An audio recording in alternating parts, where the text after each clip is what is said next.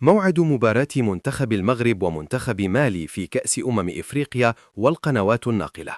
وقبل ما نبدأ بالفيديو نتمنى دعم الفيديو بلايك والاشتراك في القناة ليصلكم كل جديد وحصري منه.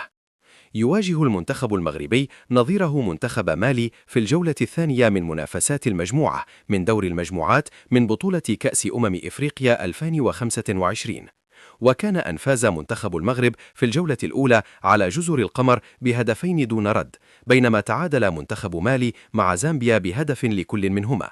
ويتصدر منتخب المغرب جدول ترتيب المجموعة برصيد 3 نقاط، ومالي في المركز الثاني برصيد نقطة، وزامبيا في المركز الثالث برصيد نقطة، وجزر القمر في المركز الأخير بدون نقاط.